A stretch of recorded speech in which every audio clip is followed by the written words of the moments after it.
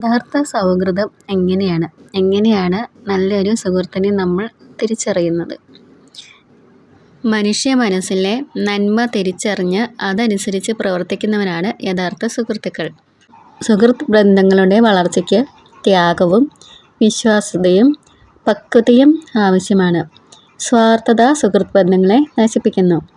യാദൃച്ഛികമായ പരിചയക്കാരെ എളുപ്പത്തിൽ ലഭിക്കുക എന്നാൽ യഥാർത്ഥ സുഹൃത്തുക്കളെ ലഭിക്കുവാനും നിലനിർത്തുവാനും സമയവും പരിശ്രമവും അനിവാര്യമാണ്. യഥാർത്ഥ സുഹൃത്ത് ബന്ധങ്ങൾ പരീക്ഷണ വിധേയമാകുന്തോറും ശക്തി പ്രാപിക്കുന്നു. കപട സൗഹൃദം തിരിച്ചറിയേണ്ടതുണ്ട്.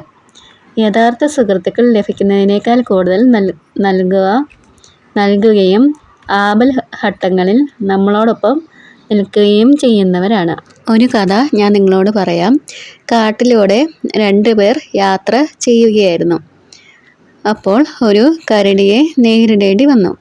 ഒരാൾ പെട്ടെന്ന് മരത്തിൽ കയറി രക്ഷപ്പെട്ടു. മറ്റേയാൾ മരത്തിൽ കയറാൻ കഴിയാത്തത് കാരണം മരിച്ചവനെ പോലെ നിലത്ത് കിടന്നു. ഇയാളെ മണത്തു നോക്കിയതിന് ശേഷം കരടി തിരിച്ചുപോയി.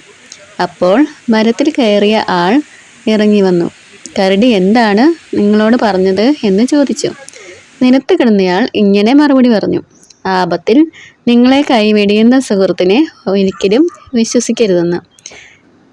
ഇതിലടങ്ങിയ സന്ദേശം പകൽ വെളിച്ചം പോലെ വ്യക്തമാണല്ലോ. പരസ്പര വിശ്വാസമാണ് സുഹൃത്ത് ബന്ധങ്ങളുടെ അടിത്തറ. ഏതെങ്കിലും ഒരു കാര്യം നേടിയെടുക്കാൻ വേണ്ടി മാത്രം നിലനിൽക്കുന്നതാവരുത് സുഹൃത്ത് ബന്ധങ്ങൾ. ഇത് നമ്മുടെ അച്ഛന്മാരാണ് കേട്ടോ. ഞാൻ വീഡിയോ എടുക്കുന്നത് കണ്ടപ്പോൾ അവർ നോക്കിയിട്ട് ചിരിക്കുകയാണ്. അപ്പം ഞങ്ങളെല്ലാവരും കൂടെ ഒരു ട്രിപ്പ് പോയതാണ്.